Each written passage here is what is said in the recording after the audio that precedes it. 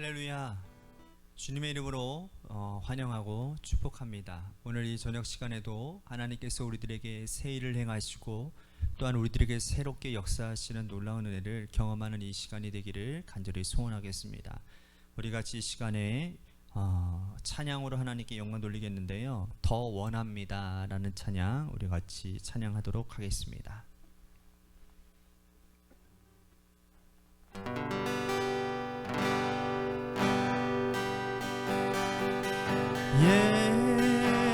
예수 사랑합니다.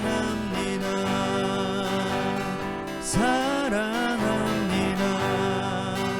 온 마음 다하여 오직 주님 한 분만 간절히 더 원합니다. 예수 사랑합니다. 예수 사랑합니다. 사랑합니다. 온 마음 다하여 오직 주님 한 분만 간절히 더 원합니다. 넘쳐나네 넘쳐나네 주를 향한 내 속에 갈망이 주님께로 날 이끌어 주소서. 주님을 더 원합니다. 넘쳐나네 넘쳐나네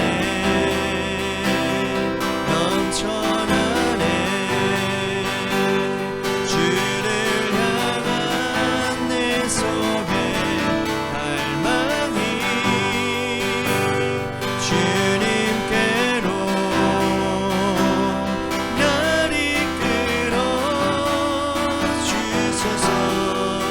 주님을 더 원합니다. 넘쳐나네 넘쳐나네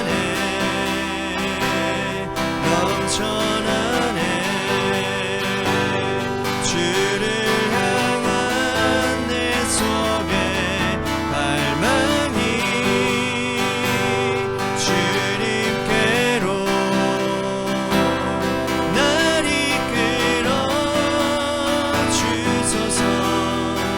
주님을 더 원합니다.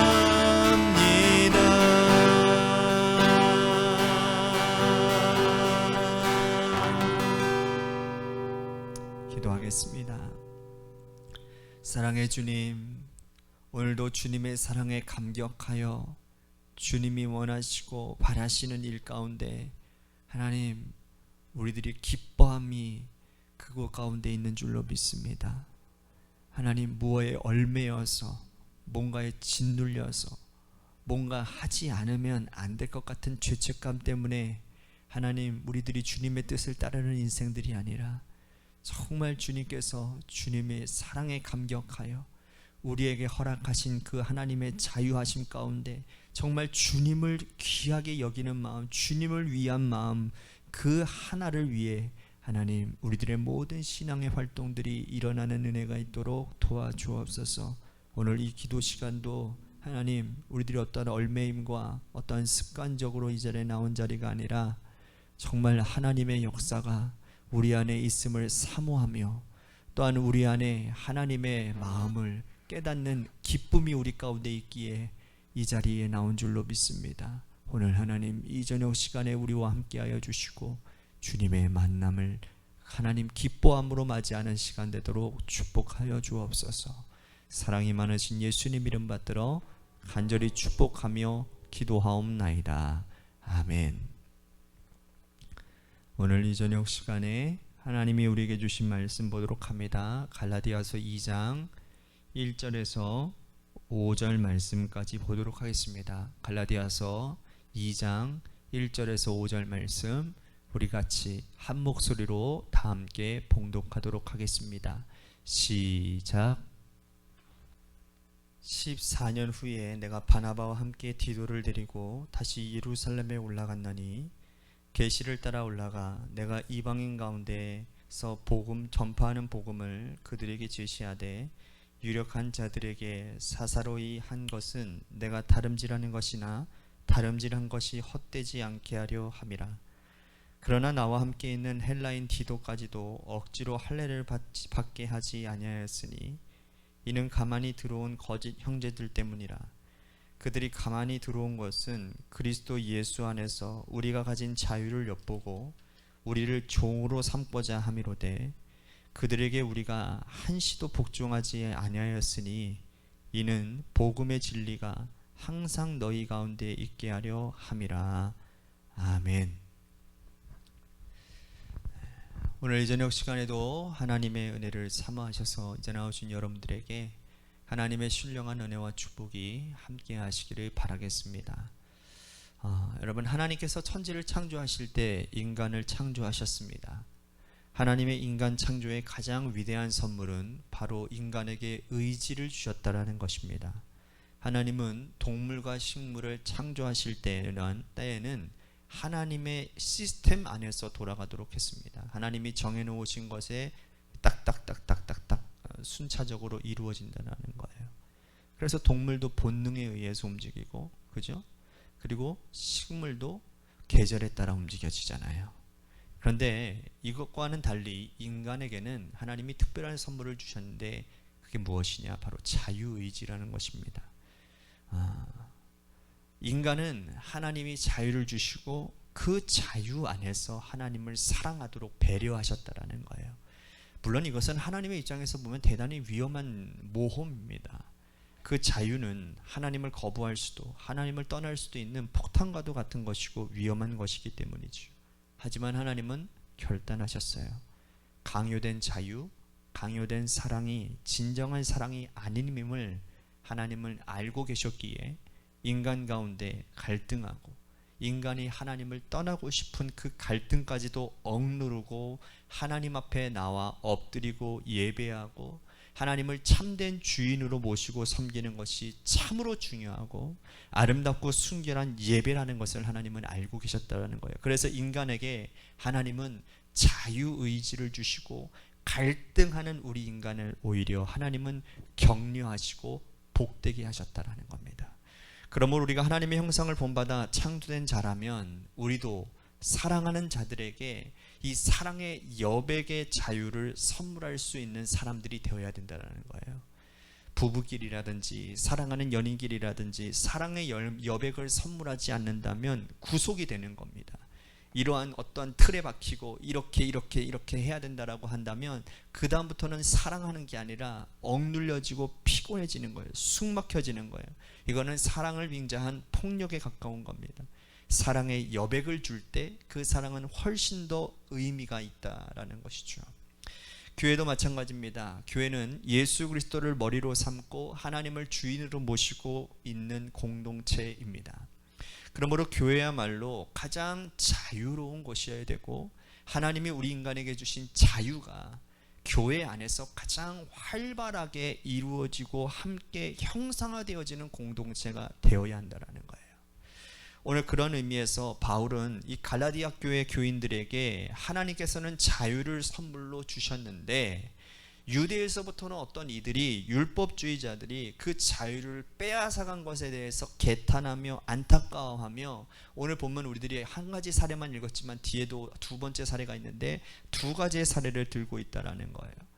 바울이 이 갈라디아 지역의 갈라디아 교회를 개척할 때에 그들에게는 하나님께서 주신 복음, 은혜에 근거한 복음과 가르침을 사도 바울이 전했다라는 거예요.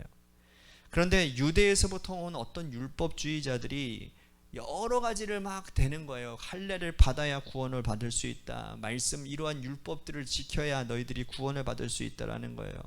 근데 이것이 그들에게 급속도로 퍼져가면서 갈라디아 지역에 있는 교인들이 이 할례 율법에 얽매여져서 자유를 상실하고 말았다라는 겁니다. 다시 말씀드립니다. 오해하지 마십시오. 율법을 무시한다라는 게 아닙니다. 율법은 율법대로의 역할이 있습니다. 율법은 뭡니까? 율법은 하나님께로 나아가는 통로의 역할이지, 율법 자체가, 하나님 말씀 자체가 구원이 아니라는 겁니다. 말씀은 깨닫게 하는 영역이지요. 이 깨달음을 통해서 우리들이 의지적으로 반응하고 이것에 대한 믿음이 우리 가운데 있을 때 구원함이 이루어지는 것이지, 말씀이 구원 자체가 아니라는 거예요. 그래서 여러분, 바울은 두 가지 사건을 가지고 그가 겪은 사건으로 다시금 교회가 자유를 얻도록 힘쓰고 애쓰고 있다는 거예요. 먼저 첫 번째 사건을 보도록 할게요. 바울은 이전에 목회할 때 예루살렘에 올라간 적이 있었어요. 바울과 바나바가 헬라인 디도를 데리고 함께 올라간 적이 있었습니다. 이 디도는 헬라인입니다. 예루살렘 교회, 모 교회에 올라가면서 디도에게 할례를 받지 아니하도록 했다라는 거예요. 할례가 구원의 여부가 아니라는 것을, 할례가 구원의 여부와는 아무런 상관이 없다라는 것을 보여주고 싶었다라는 겁니다. 그래서 그것을 증명하기 위해 이 디도를 데리고 예루살렘으로 올라갔다라는 거예요.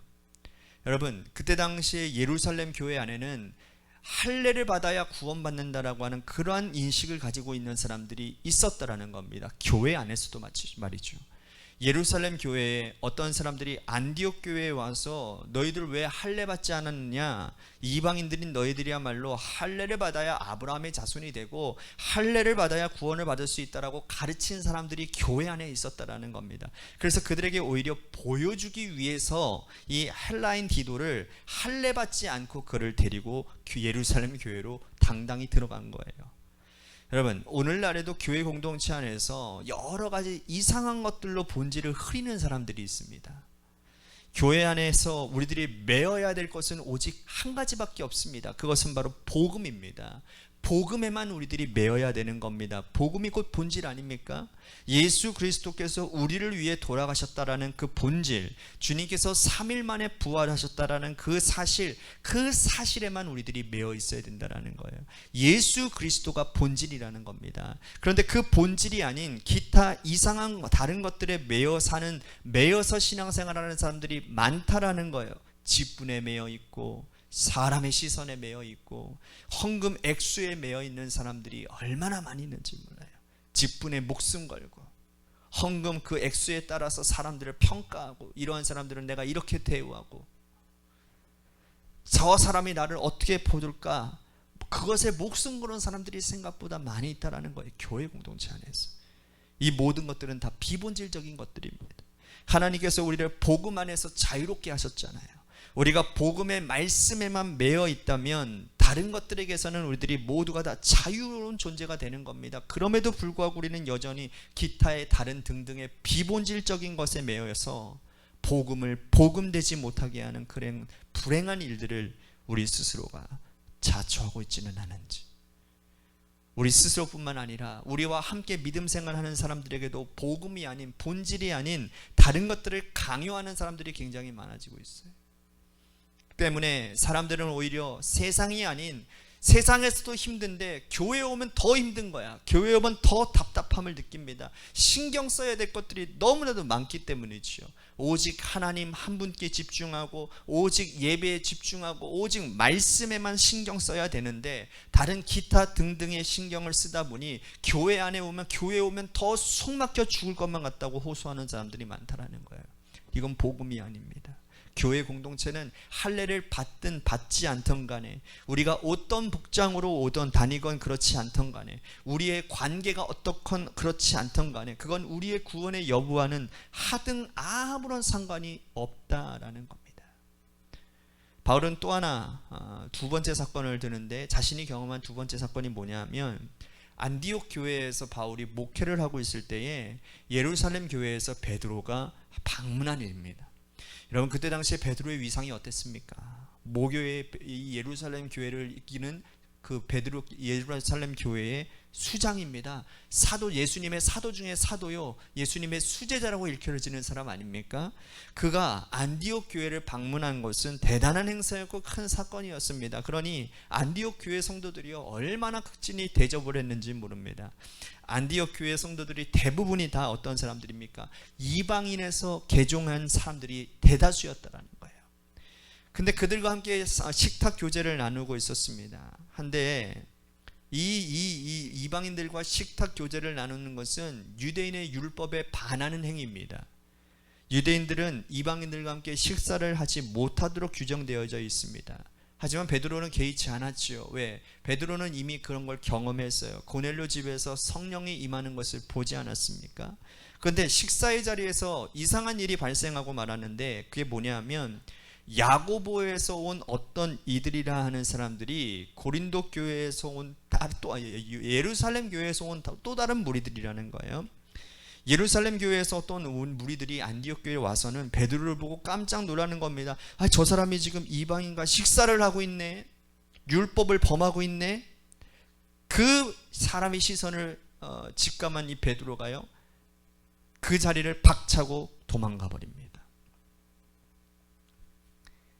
바나바 역시 베드로의 행동에 동조를 했습니다. 이것이 바울을 분노케 했고요, 화나게 했고요, 바울은 이것을 외식하는 거라고 규정을 했습니다. 그리고 이는 이 사건을 여러분 사도 바울이 베드로 면전 앞에서 대놓고 얘기를 합니다. 여러분 지도자인 베드로조차도 이방인과 함께 식탁 교제를 하는 것을 이렇게 불편하게 여기는데 그 밑에서 복음을 듣고 신앙생활하는 성도들이야말로 무엇하겠습니까? 그래서 바울은 이 두 가지 사건을 통해서 교회 안에서 누리는 자유가 이토록 중요한데 여전히 교회 공동체 안에는 사람들 스스로가 자유를 누리지 못하고 율법에 매여 어떤 형식에 매여 있음을 강조하고 있다는 거예요. 여러분, 하나님은 우리들에게 진리를 주셨어요. 진리로 자유함을 얻게 하셨습니다. 할렐루야. 예수 안에서 우리는 자유함을 얻게 되었다는 겁니다. 원래 우리가 매여 있던 건 뭡니까? 죄와 사망이었습니다. 죄의 문제를 우리들은 극복하지 못했고 우리는 죽음의 문제에서 자유롭지 못한 존재들이었습니다. 하지만 하나님 독생자 예수 그리스도가 우리를 위해 피 흘리심으로 말미암아 그 보혈의 공로로 말미암아 우리는 죄에서 자유함을 얻게 되었고 우리는 사망 권세에서부터 우리는 새 생명을 얻는 영생을 얻는 자유함을 얻게 되었다라는 겁니다. 여러분, 우리의 인생에 가장 해결치 못하는 우리의 인생을 자꾸 힘들게 하고 잘 억누르는 영역이 뭡니까? 죄와 죽음의 문제 아닙니까? 이 죄와 죽음의 문제 가운데서 예수 그리스도로 말미암아 자유함을 얻었는데 여러분, 기타 등등의 다른 것들에 매여 있을 이유가 무엇이 있겠습니까? 오늘 우리도 이제는 복음 안에서 자유하고 우리와 함께하는 가족들, 함께 신앙생활하는 주의 백성들에게도 그 자유를 누리게 하는 기쁨을 허락하는 존재들이 되어야 되겠습니다. 본질이 아니라면 비본질 때문에 여러분 형제를 억압하거나 형제를 자유하지 못하게 구속하는 그런 어리석은 일들이 우리 가운데 있어서는 안 될 것입니다. 오늘 말씀을 생각하면서 여러분들 기도합시다. 저도 마찬가지고 여러분들도 마찬가지입니다. 제가 어떠한 형식으로 어떠한 룰로 교회 안에서 성도들을 억압하는 일들이 저도 이 말씀을 준비하면서 생각이 나는 거예요. 얼마나 하나님 앞에서 큰 죄를 범한 것인가. 여러분, 나의 이러한 행동 하나가 성도들의 자유를 억압함으로 인해서 그들이 신앙을 잃을 수도 있다라는 그 위험한 일들이 오늘 우리 가운데 있지는 아니한지 오늘 그것을 우리들이 살펴보고 기도하는 시간을 가졌으면 좋겠습니다. 또한 교회를 위해서 우리 같이 기도합시다. 이번 달을 들어서 7월 8달 들어서 우리들이 3주 4주 이렇게 못 모이고 있습니다. 참 코로나가 참 너무나도 힘이 듭니다. 하지만 우리들이 모이지는 못하지만 그러나 온라인으로 함께 중보기도 하고 또한 온라인으로 함께 모여서 우리들이 서로 안부를 묻고 그런 일들이 일어날 거라고 믿습니다. 여러분, 교회를 주님 붙들어 주시고 코로나 위기 가운데서 하나님 주님의 교회 흔들리지 않도록 인도해 주시옵소서 하고 교회를 위해서 반드시 기도해 주십시오. 마지막으로 여러분들의 삶의 자리와 여러분들의 자녀들을 위해서 기도하시다가 시간 돌아가시기를 바랍니다. 우리 같이 노래 끝날 때까지 함께 기도하기에 힘쓰기를 바라겠습니다. 기도하시겠습니다.